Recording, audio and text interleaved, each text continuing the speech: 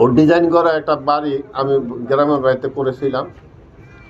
ও আইসা ওই বাড়িটা উদ্বোধন করবে এই প্রত্যাশা ছিল আর, এবং গ্রামে যত দুঃখী মানুষ আছে তাদের পাশে সবসময় থাকবে, এই ছিল তার একটা প্রবল ইচ্ছা। এবং সামনে একটা নেম প্লেট থাকবে যেখানে লেখা থাকবে নাহিদা সুলতানা বৃষ্টি, ডক্টর নাহিদা সুলতানা বৃষ্টি।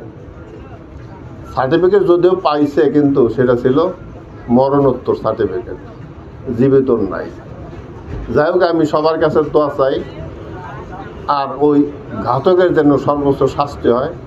আমাদের বাংলাদেশের প্রশাসনিক পক্ষ থেকে বা মন্ত্রণালয় থেকে যেন এটা বলা হয়। সারা বিশ্বের লোকেই জানে যে একটা ঘাতক, কুখ্যাত ঘাতক ছিল, এবং সবার পক্ষ থেকে যেন সেই ঘাতকের সর্বোচ্চ শাস্তি মৃত্যুদণ্ড হয়, এইটাই আমি আশা করি।